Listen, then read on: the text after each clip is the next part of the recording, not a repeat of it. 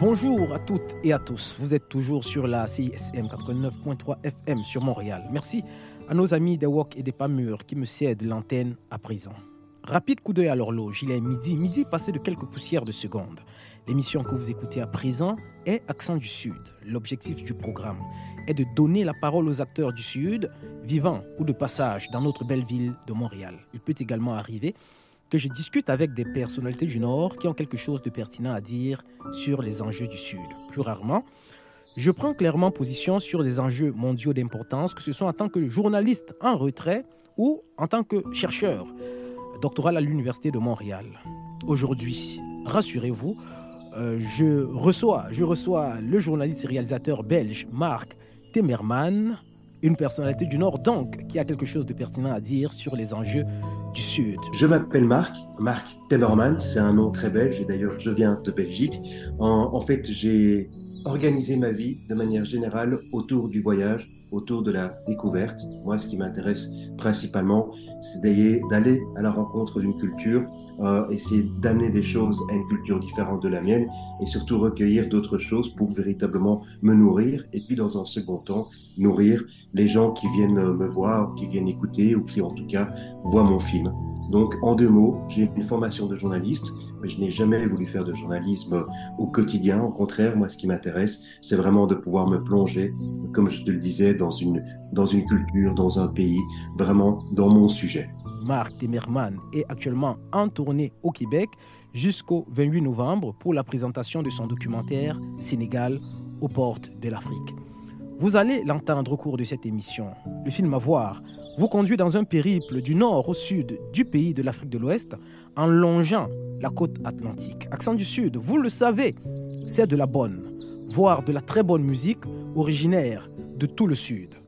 Au menu aujourd'hui, le Sénégal avec Wet Del Hadji Ndiaye.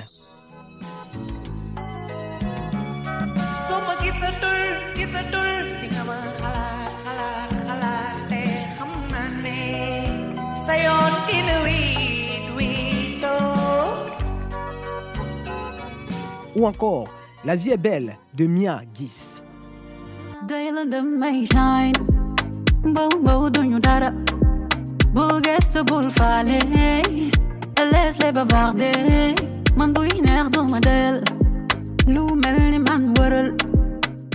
Avant ce programme 100% sénégalais, commençons par un clin d'œil à la Côte d'Ivoire. Alpha Blondy chante Brigadier Sabari, un choix de mon invité Mark Timmerman, réalisateur et journaliste belge.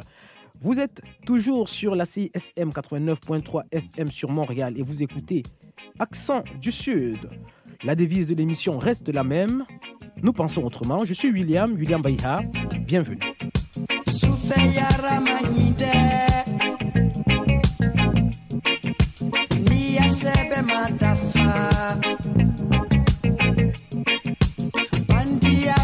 Fese Horanyali nyotesa Opération coup de poing Opération coup de poing Opération coup de poignet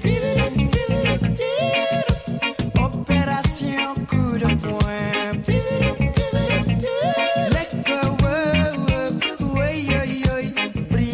Sabari, Neko, ay, ay, ay, ay, ay. Brigadier Sabari, Neko Kutubu, Sakiji, Brigadier Sabari, Neko Pati Sangana, Nyongotine Sorotugu.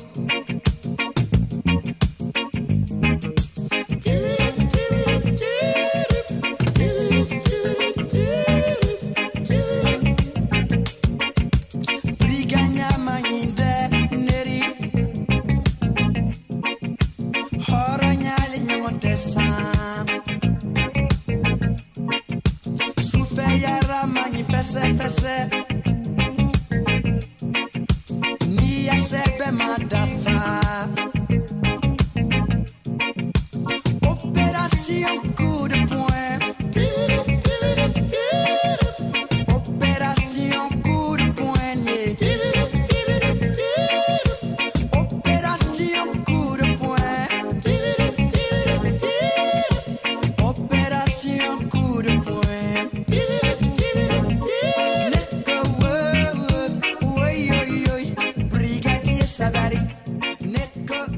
Accent du Sud sur la CISM 89.3 FM sur Montréal. Vous écoutez Brigadier Sabari d'Alpha Blondy. L'artiste ivoirien est connu pour ses textes et ses prises de position engagées. Il s'est récemment prononcé sur la situation politique au Sénégal lors d'une interview sur la chaîne TV5 Monde. Il a notamment critiqué le président Macky Sall et demandé la libération de l'opposant Ousmane Sonko. Au cours de la même entrevue, Alpha Blondy s'en est aussi pris à la France, accusé d'entretenir l'insécurité dans ses anciennes colonies d'Afrique de l'Ouest. Accent du Sud. Mon invité aujourd'hui est le journaliste et réalisateur Mark Temerman. Avant de commencer, je passe un extrait de la bande-annonce de son film documentaire qu'il a réalisé au Sénégal et qui est intitulé Sénégal aux portes de l'Afrique. C'est très bref et je vous retrouve juste après. Laissez-vous guider par notre globe-trotteur Mark Temerman le long des côtes du Sénégal. De Saint-Louis, ville du Nord au riche patrimoine architectural, jusqu'au Cap Skiring à l'extrême sud du pays, vivez une aventure surprenante tout en contraste. Accueil, hospitalité et partage caractérisent bien les Sénégalais. Ce peuple uni dévoile son visage actuel à travers une culture foisonnante, ouverte au monde et résolument tournée vers l'avenir. Une expérience hors du commun. Vous venez d'écouter un extrait de la bande-annonce du documentaire Sénégal aux portes de l'Afrique réalisé par Mark Temerman. Il est actuellement au Québec pour des projections et des conférences autour de son film. Un concept très intéressant auquel j'ai assisté et nous allons en parler et je vous encourage vraiment à aller suivre ça si vous pouvez. Pour commencer cette émission, lui et moi avons d'abord évoqué les principales articulations de ce film et les étonnements qui attendent les spectateurs. Ce film, Sénégal aux portes de l'Afrique, eh bien, c'est déjà, il faut que je commence par dire que c'est un pays qui m'a tout particulièrement touché. J'ai beaucoup de passion pour le Sénégal. J'ai voulu m'y rendre avec l'idée d'en faire un film. Je suis parti là-bas 2 fois. Et le film Sénégal aux portes de l'Afrique, eh bien, c'est une espèce de promenade rêveuse au Sénégal. C'est-à-dire que je suis parti depuis le nord, depuis Saint-Louis, et j'ai rejoint Cap Skiring, qui est à peu de choses près l'extrême sud du Sénégal, donc en passant par différentes régions comme le Siné Saloum ou comme la Casamance par exemple. Et donc j'ai voulu vraiment une promenade. Quand je dis rêveuse, c'est que je mets un peu de poésie dedans parce que c'est ma manière de m'exprimer, mais c'est aussi une promenade informative parce que le cadre dans lequel je présente ce film eh bien, s'adresse à toute une série de spectateurs qui ne connaissent pas le Sénégal ou qui ont peut-être été mais qui ne connaissent pas particulièrement tous les attraits du pays ou le pays dans son ensemble. Et donc j'apporte beaucoup d'informations par rapport à ce pays. Mais je veux avant tout que les gens qui ont l'occasion de voir, d'écouter et de regarder ce film m'accompagnent dans une démarche tout à fait subjective. C'est mon regard que j'ai porté sur le Sénégal, du nord au sud, en suivant la ligne tracée par l'océan. Ce qui veut dire que je suis vraiment sur la côte et que je ne vais pas vers l'est du pays. Donc je suis vraiment cette ligne tracée par l'océan. Alors, on va évoquer quelques-unes des trouvailles, parce que moi j'ai eu la chance de voir le film en projection ici à Montréal. Je ne sais pas si c'était une avant-première montréalaise, parce qu'il faut dire que tu es en tournée au Québec, parce que le film a été quand même déjà a été vu peut-être ailleurs déjà ou pas? Il a été vu en Europe, ça certainement, et puis il a été vu dans la province du Québec. Je ne peux pas te donner tous les endroits parce que c'est dans le cadre d'une tournée de plus ou moins 30 présentations, un peu plus, à travers toute la province. Et comme je viens de Belgique et comme je te le disais, eh bien, je m'y perds un petit peu moi-même entre tous ces kilomètres de la province. Mais je suis quasiment sûr que tu as vu quasiment l'avant-première dans la province du Québec. Ok. Et donc, dans le film, il y a une notion qui est très intéressante pour les amis du Sénégal et les personnes qui connaissent un peu les Sénégalais, qui est la notion de la Teranga. C'est-à-dire Sénégal, pays de la Teranga. Tu en as parlé d'une manière très belle parce qu'il y a des entractes dans la présentation. C'est quelque chose de tout à fait extraordinaire pour les personnes qui aiment ça. Ça faisait un peu du théâtre au cinéma. Donc, tu parlais de la Teranga dans le film et tu as expliqué un peu ça. Est-ce que tu peux expliquer ça pour nos auditeurs? Quand on dit le Sénégal est un pays de la Teranga, ça veut dire quoi? Alors, déjà, si tes auditeurs viennent du Sénégal ou ont déjà mis un seul pied au Sénégal, ils savent très très bien ce que c'est, cette fameuse teranga sénégalaise. Mais la teranga sénégalaise, c'est quoi? C'est le sens de l'accueil, c'est le sens de l'hospitalité.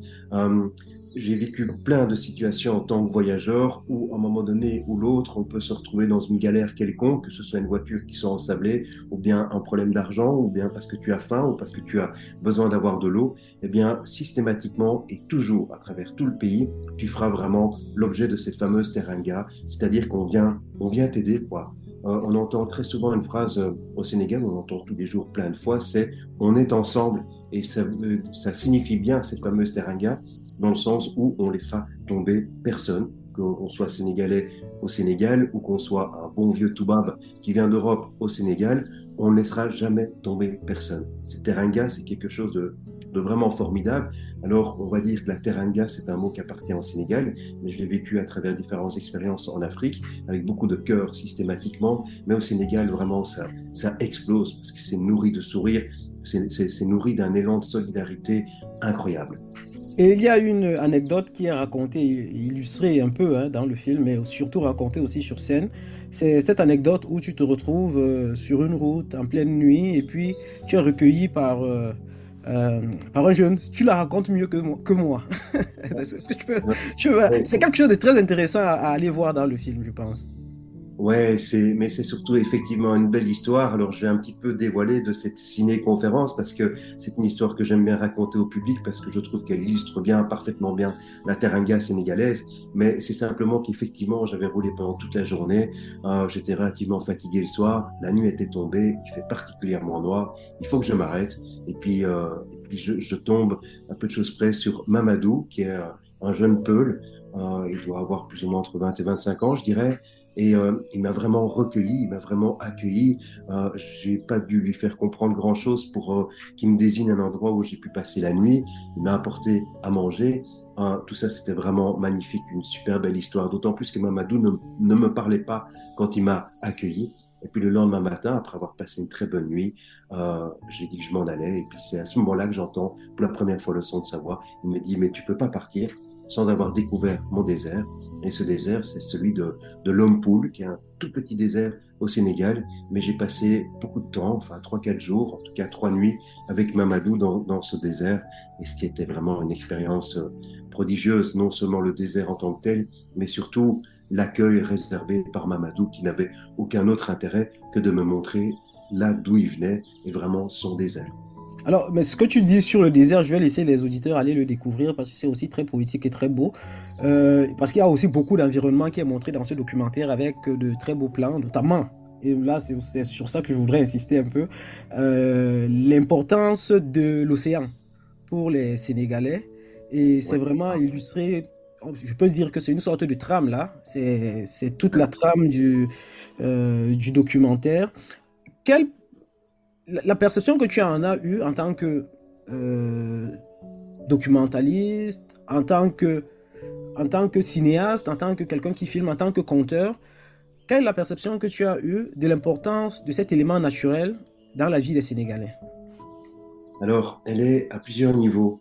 Déjà, c'est une mer nourricière, donc parce qu'il y a beaucoup de poissons, forcément, côte ouest africaine. Et donc, c'est un moyen non seulement d'avoir à manger, donc de se nourrir, c'est aussi un moyen d'avoir du travail avec les pêcheurs. Ça représente plus ou moins 15% de la population active du pays, la pêche dite traditionnelle, donc c'est vraiment important. Donc, d'un côté, c'est vraiment une mer nourricière. D'un autre côté, c'est une mer économique, j'ai envie de dire, dans le sens où eh bien, les touristes qui viennent au Sénégal pour trouver le soleil, mais aussi pour trouver la mer sur la grande côte qui est donc, on va dire, au nord de Dakar. La mer est plus intense, plus dure, les vagues sont plus fortes. Une fois qu'on arrive sur la petite côte, là, la mer est beaucoup plus douce. Je pense à Toubab Dialao, par exemple. Et donc, ça attire beaucoup de touristes. Donc, c'est une mer qui a un rôle économique, avec bien sûr Sali, qui est la destination privilégiée principalement par des Européens ou par tous des vacanciers. Et puis, dans un troisième temps, en fait, c'est aussi une mer destructrice, malheureusement, d'ailleurs, parce que là, on parle effectivement de l'avancée de la mer. On le voit surtout sur les plages à Casamance, mais on le voit à travers tout le pays. Donc, c'est cette mer qui avance et donc elle arrache des arbres Et donc cette avancée de la mer qui arrache les arbres sont arrachés, et donc la mer a encore plus de possibilités de grandir sur le continent. Donc voilà, donc c'est une mer qui est vraiment très multiple, qui à la fois nourrit, qui économiquement est viable, mais qui en même temps, je ne vais pas utiliser le mot détruire, mais qui avance inexorablement avec le réchauffement climatique. Et c'est quelque chose que les Sénégalais ont d'ailleurs bien dans la tête, ils s'en protègent. Ils protègent par exemple Sali énormément. Comme je le disais, c'est une destination touristique. Donc ils ont mis en place des digues de protection qui sont très efficaces, très importantes. Et pour la petite anecdote, ils se sont inspirés des digues qu'on trouve aux Pays-Bas, en Europe, petit pays à côté de la Belgique, qui vit au bord de la mer aussi, et qui est très réputé par ses digues. Et là-bas aussi, ils n'ont vraiment pas le choix que de mettre en place des digues vraiment très importantes, ce qu'ils font au Sénégal, certainement là où c'est touristique.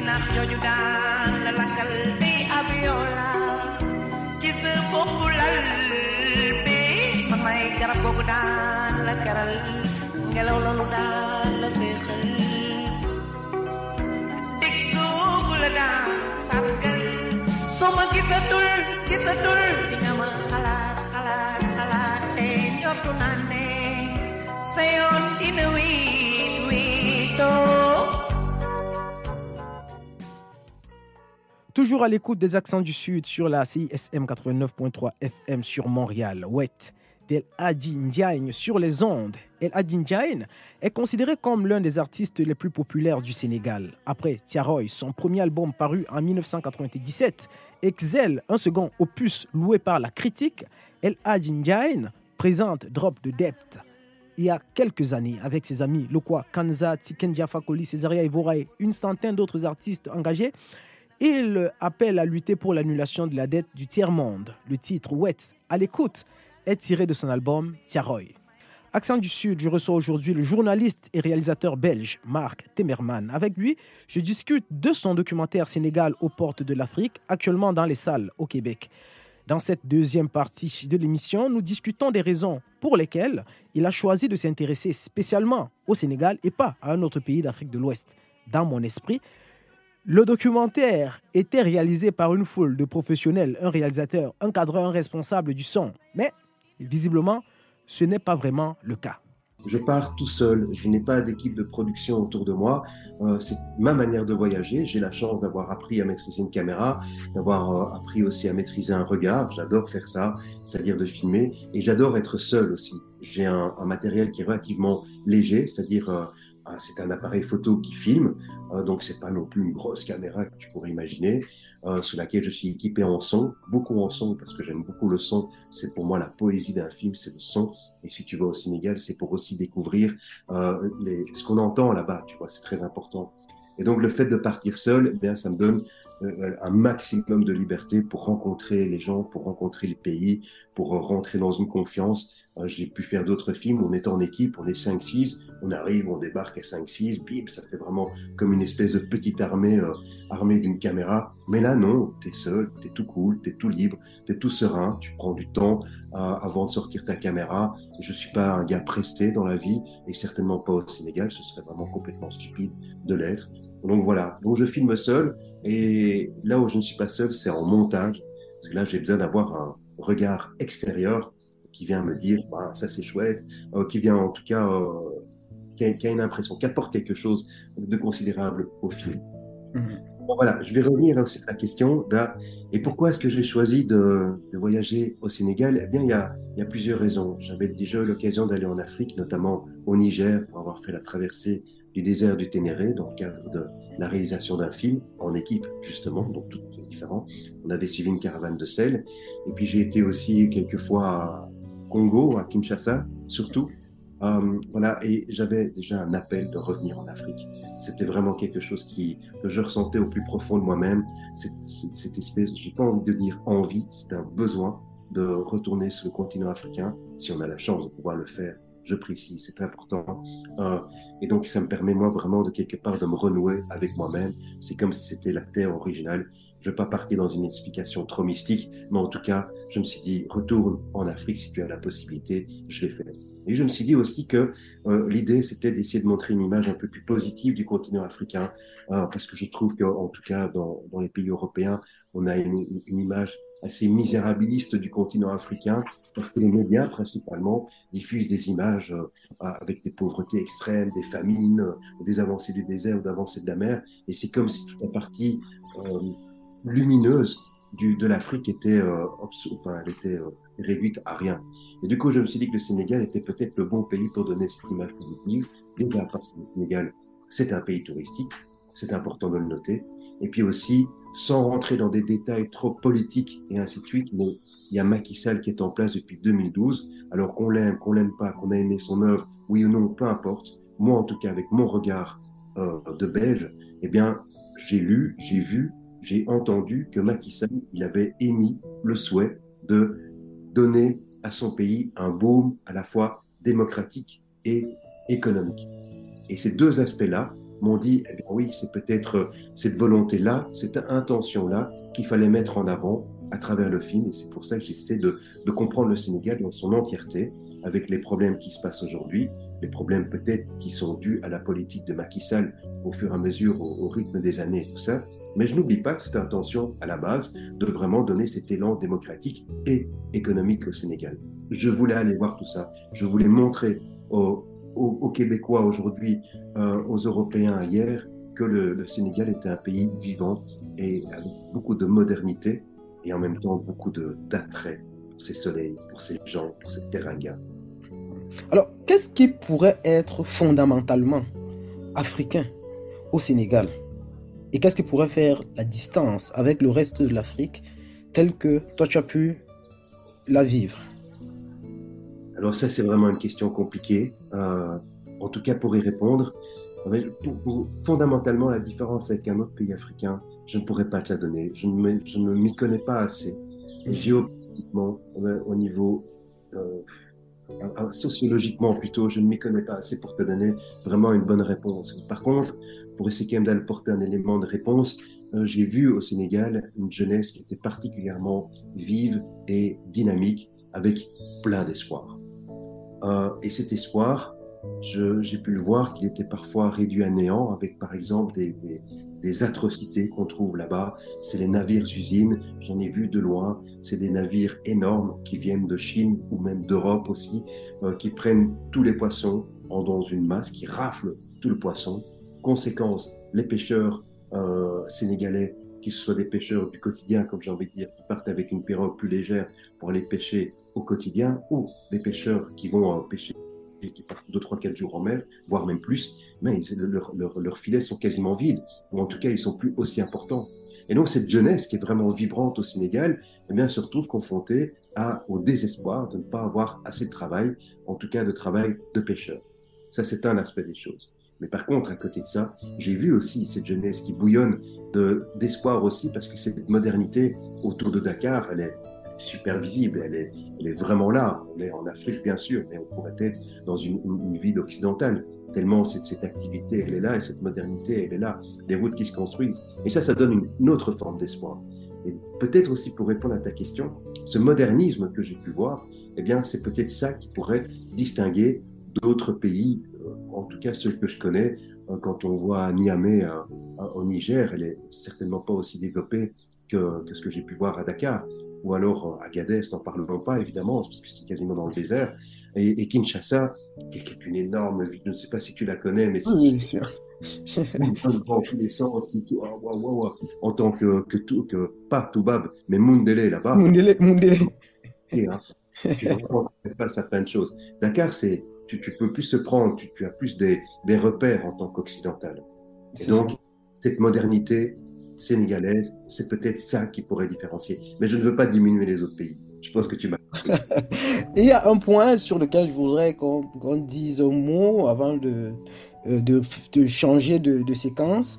C'est que dans l'une des narrations que tu faisais entre deux moments de projection, tu as évoqué le fait que tu penserais, diffuser le film au Sénégal, peut-être c'est pas encore fait, mais aussi peut-être de faire une sorte de caravane dans laquelle tu redonnerais aux Sénégalais la possibilité de capturer leur propre pays. Ça, c'est quelque chose sur lequel je voudrais que tu dises un mot. Oui, tu as vraiment bien compris. Alors effectivement, je trouve que c'est important de pouvoir montrer ce fameux regard belge que j'ai pu avoir sur le Sénégal et de le montrer aux Sénégalais, de le montrer au pays. C'est quelque chose qui me tient à cœur parce qu'il n'y a rien à faire en tant que voyageur. Je dis toujours que j'ai beaucoup de chance de voyager, mais en tout cas, c'est un juste retour des choses que de pouvoir montrer le film que tu as fait sur un pays. Moi, ça me ferait plaisir qu'un Sénégalais vienne dans mon pays, fasse tout un film et je le verrai avec beaucoup de plaisir, ce regard-là, tu vois ce qu'il veut dire. Donc bref, j'aimerais bien pouvoir rendre ça au pays. Et puis je me dis, quitte à retourner au Sénégal pour montrer le film, comment est-ce que je vais montrer le film? Est-ce que je vais passer par des associations, il y en a qui existent, notamment à Dakar, qui sont vraiment très chouettes, qui font un travail magnifique, ou alors au contraire, est-ce que j'y vais avec un système que je mettrai en place, et ce serait de partir là-bas avec une petite camionnette que je pourrais même acheter sur place. Sur la camionnette, on mettrait un écran de projection, et on pourrait passer de ville en ville, sur la route, là où il y a du monde, là où il y a un intérêt, pour dire ce soir, il y a ce soir où il faut attendre qu'il fasse juste nuit, il y a un film qui est diffusé, c'est un Belge qui a réalisé un film sur le Sénégal. Si vous voulez le voir, eh bien, soyez les bienvenus. Et donc, on diffuserait ça vraiment sur une des parois de la camionnette. Et quand je dis on, c'est parce que l'envie, c'est d'aller là-bas avec 2, 3 amis, monteurs, preneurs de son, caméraman, et d'essayer effectivement d'animer des ateliers pour pouvoir amener qui veut, les jeunes, les moins jeunes aussi, à réaliser leur propre film, qu'ils pourraient mettre sur YouTube, ou bien carrément avoir d'autres ambitions par rapport à la réalisation du film. Et donc, ce serait des petits ateliers. Et l'idée, comme tu l'as dit, et qui est vraiment très, très importante à mes yeux, ce n'est pas pour venir comme un bon vieux toubab qui va dire « Hey, regarde comment il faut faire » et ainsi de suite. C'est pour rendre le plus possible autonome les Sénégalais, pour leur dire « Voilà, tu as ton téléphone portable, je sais que tu n'as pas beaucoup d'argent, donc tu ne vas pas aller acheter des caméras qui coûtent super cher. Non, mais avec ton téléphone portable, il y a tout un tas de possibilités qui sont possibles. Je vais juste un peu te montrer, te donner quelques lignes directrices, tu vois, quelques conseils surtout, pour te dire comment est-ce que tu peux manipuler ton téléphone et comment est-ce que tu peux arriver à faire un film, comment est-ce que tu peux arriver à créer des séquences pour les mettre sur YouTube et que ce soit non pas un toubab qui montre ton pays, mais que ce soit toi-même qui le montre. Et ça, tu peux le décliner pour plein de versions. J'ai vu des jeunes qui faisaient du roller, tu vois, là-bas, et ils adoreraient avoir juste, quand ils font des figures super géniales, d'avoir leur image sur YouTube. Je parle de roller, par exemple, parce que ça m'a frappé, et parce que j'imaginerais bien, dans les rues de Dakar, un mec qui est en roller, et qui fait vraiment le fou, qui va super vite et qui se filme lui-même juste avec son téléphone, il met ça sur YouTube, il a 100 000 vues. Et ça, c'est juste un exemple. Il y a la danse, il y a plein de choses, il y a la musique, il y a tout. Enfin voilà, c'est ça l'idée, c'est l'esprit. Mais c'est un projet. Et c'est un projet qui est en fait extrêmement difficile à monter parce que je ne peux pas me permettre, moi, dans ma vie, de passer 2 ou 3 mois parce que je pense qu'il faudrait ce temps-là et y aller sans gagner ma vie et tout ça. J'ai pas assez d'argent que pour pouvoir y aller du jour au lendemain. Du coup, je cherche à le financer, mais c'est compliqué, c'est très compliqué. Voilà. On espère qu'on a participé à faire passer le message, là. On ne sait jamais. Oui.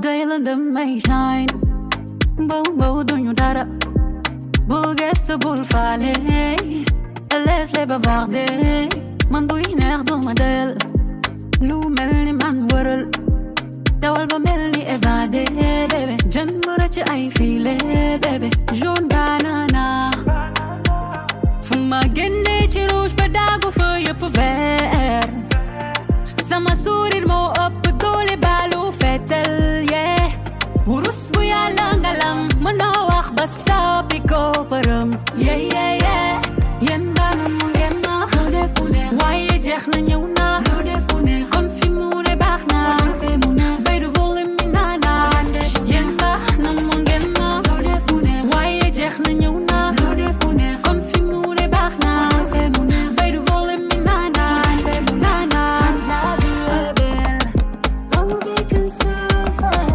all we can survive, been survive, yeah, survive. Ku nekk ci digg la ndam daal, yàlla jëkk rek tal say lamp, ngay doxal di doxal, dara fay ma man, jàppal loxo génne sa wet, ñu bëgge bala ñoo dem, kon doxal, ñu doxal, dara fay ma, man maa koy yëngal, mu naan rëgëj, fecce ko ni kurij ba gëj, effet yi mooy créer émet, gisoo ni maa koy yëngal, mu naan rëgëj, fecce ko ni kurij ba gëj, yéen baanam mu ngeen ma, waaye jeex na ñëw na, kon fi mu ne baax na, bay du volume bi naana, yéen baax na mu ngeen ma, waaye jeex na ñëw na, kon fi mu ne baax na, bay du volume bi naana,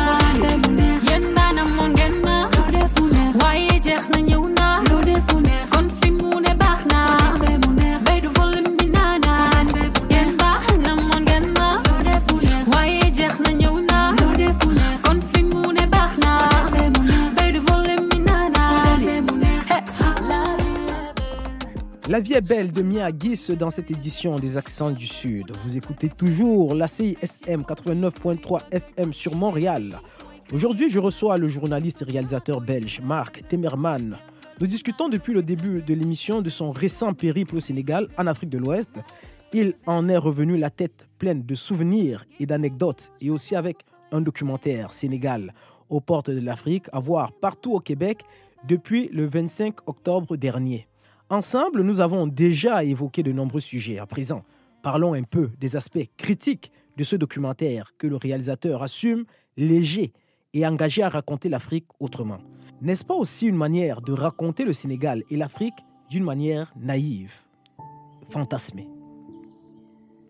Oui, volontairement, parce que comme je le disais un peu au début, c'est vraiment l'idée de montrer une image positive du continent africain, mais certainement du Sénégal. Ça, c'est un premier aspect. Donc, naïvement, oui, j'y suis allé vraiment en me disant, je veux montrer les belles choses du pays, je veux attirer des gens là-bas, je veux faire comprendre aux futurs potentiels touristes que, ben oui, allez au Sénégal, vous allez passer un bon moment, ça va faire tourner l'économie du pays, c'est à ça que je pense, je trouve ça bien.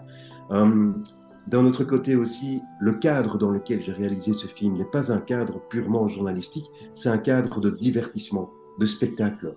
Je le sais aussi, tu vois, je suis conscient de ça, que je viens apporter aussi un peu une dimension spectaculaire là-dedans, un petit peu de l'ordre du théâtre, mais de la projection, voilà.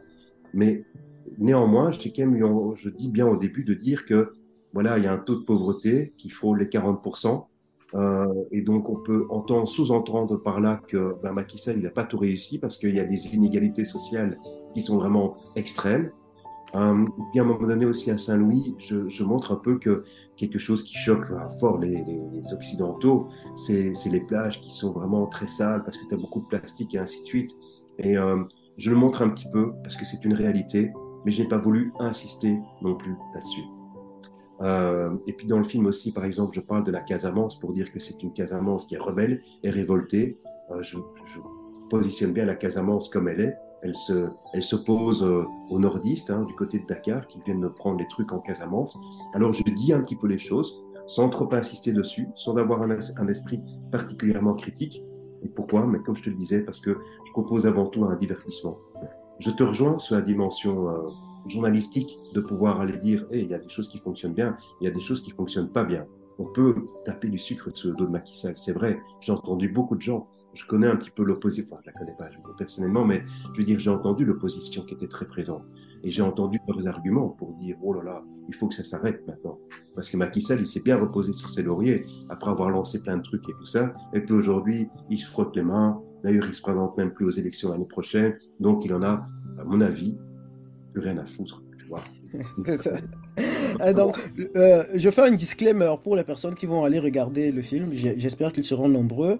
C'est vraiment un film où il y a beaucoup de bonne humeur. Donc, c'est vraiment, notamment pendant que l'été s'est terminé et que l'automne québécois est hivernal.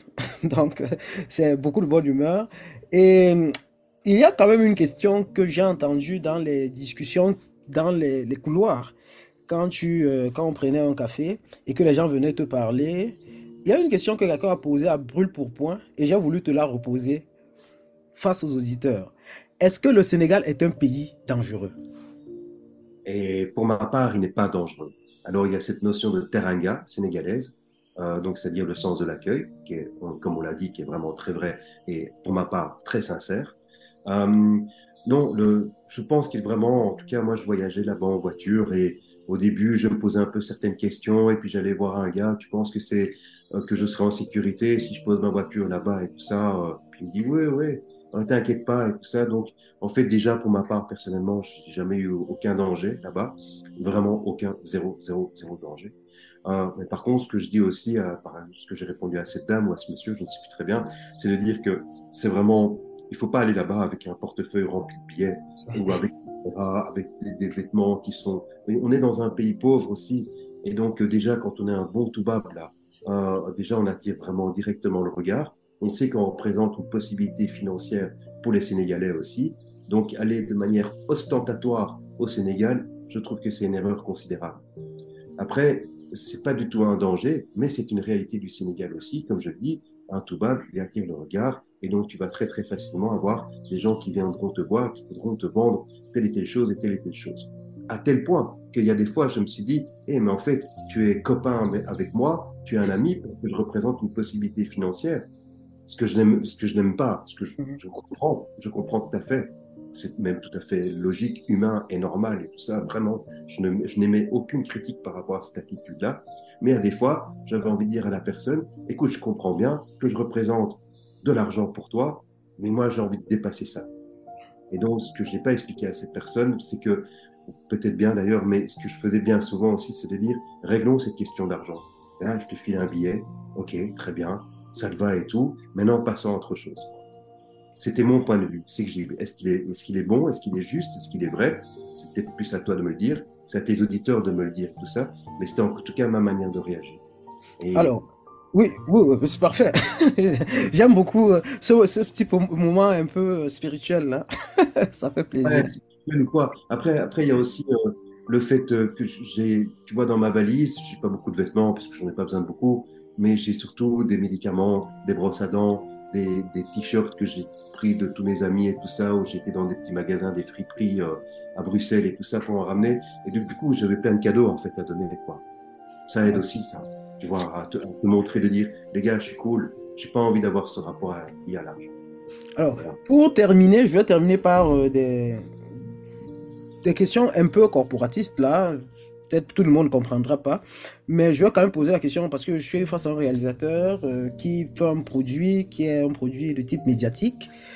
La réception que tu en as dans des chaînes belges, françaises, québécoises, c'est-à-dire les chaînes grand public, comment elle est? Comment est-ce qu'on reçoit ce type de produit? Et tu en as parlé un peu de ce que les médias disent sur l'Afrique, parce que moi, je te fais une petite confidence.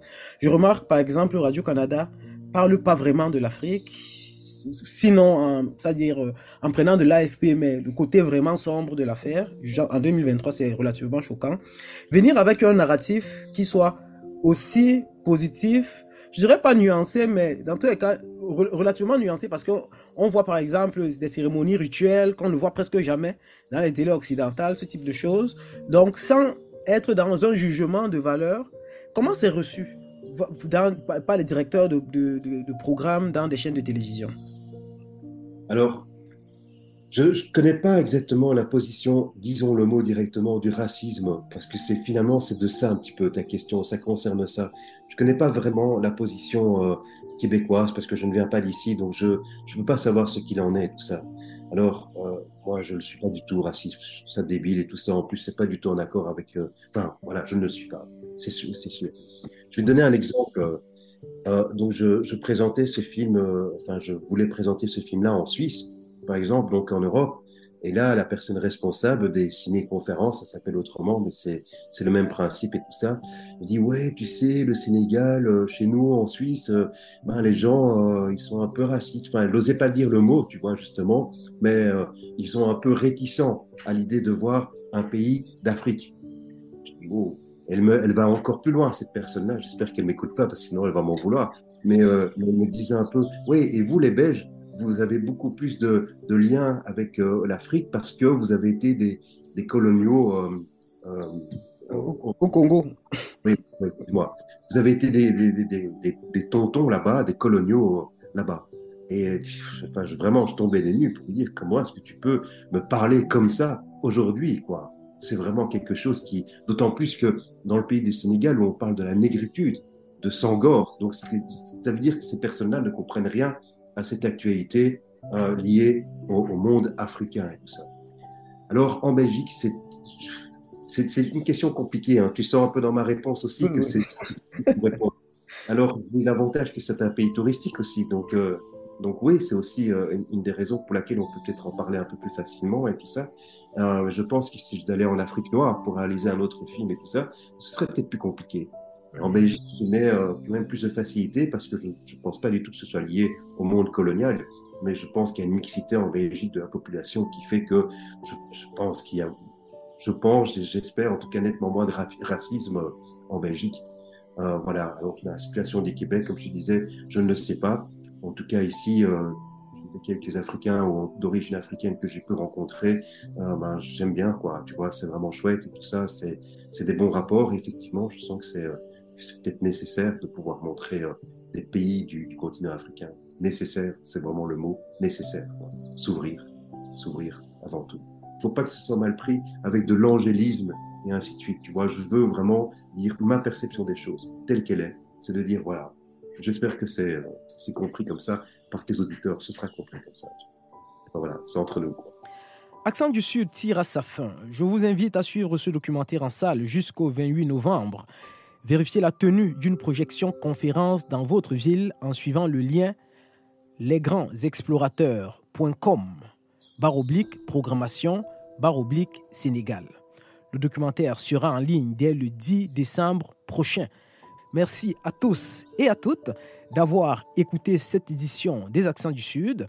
Juste après moi, retrouvez les amis Cléo, David et Marie qui animent l'émission Délier la langue. En attendant, je vous laisse avec de la bonne musique sénégalaise qui fait danser la jeunesse à Dakar et dans toute l'Afrique. Je serai heureux de vous retrouver la semaine prochaine. Vous écoutez toujours les Accents du Sud sur la CISM.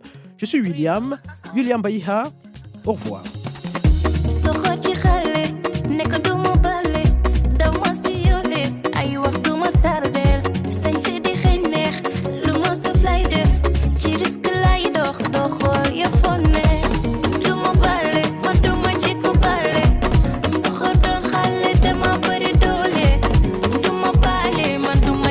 Bale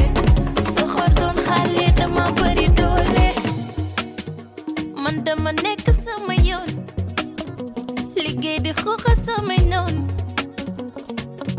ñoom lañ may jaay lu ci sama yoon bi dafa leer wax leen ni jaayuma leen geer bi man na cu ak jaam loolu dafa leer bale ñu wej rek ay bla bla bla teew ñu fla fla fla nekk ci yoon aw ma seen temps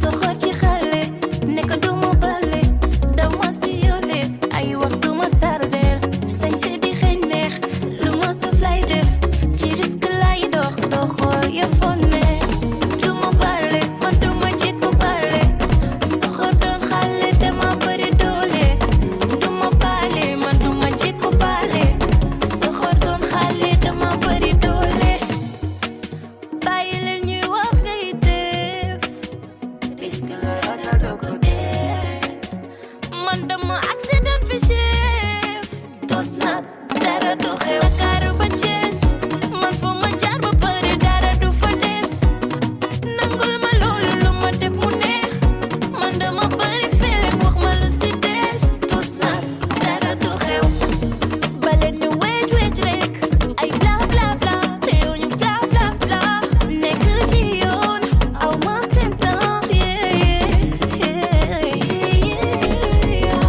soxor ci xale nekk duma bale daw ma si yole ay wax duma tardeel sañ se di xeeñ neex lu ma saf lay def ci risque lay dox doxoo ya fonne duma bale man duma jikko bale soxor doon xale dama bëri doole duma bale man duma jikko bale soxor doon xale dama bëri doole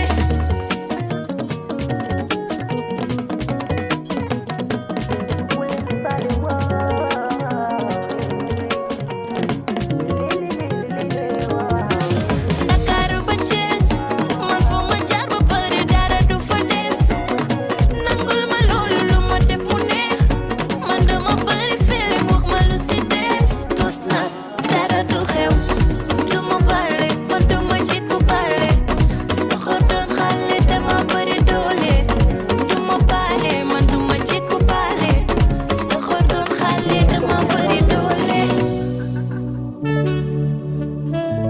Primo got the juice.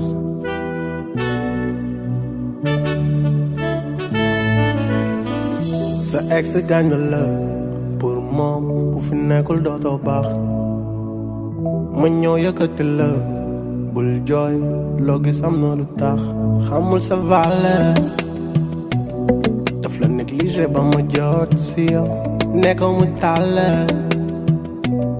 ma ci lay defar ba nga yéeg ci kaw teg naa si yow bébé indil sac bi damay signé bi laay teg naa si yow bébé yàlla ndax gën leen rafet jikko teg naa si yow say copine dañuy siisu sa ex dafay siisu denk ma lool bi jox ma sa xol bi kenn du la weccoo bi ngalam nga doo përëm xale bee metti bëri fem tegsi moom bu la jekkoo xamul baale xamul yërëm jàmb li ngay jàmb bëggal bi muy bëggal loxo bi fi nga ko dugal man moo ma rek lal bi yaa ko damm ndigg bi yaa ko damm tëddal sama dënn nelawal kenn du la yee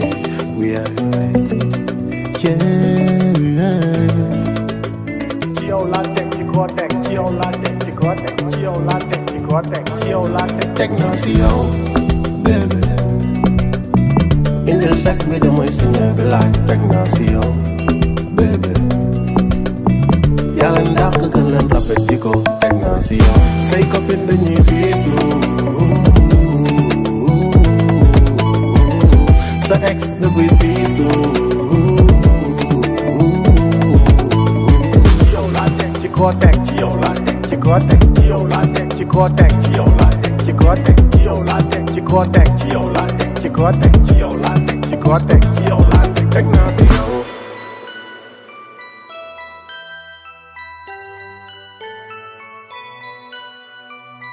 Ayobe, yobe, yobe. Ayobe, yobe, yobe. Ayobe, yobe, yobe, yobe. Ayobe,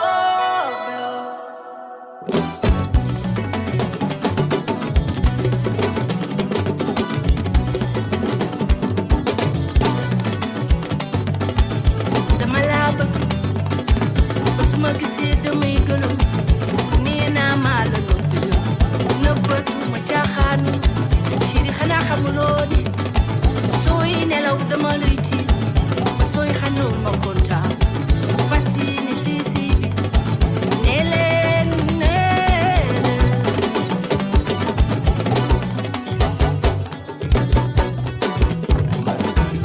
ni ma la bëggee dafa jéggi dayoo ba su ma la gisee samay tànk jaxasoo sama làmmiñ leer wax naa la aw ma ci moom saako ba sooy nelaw dama lay tiit ba sooy xandoor ma kontaan nee leen maa fi nee leen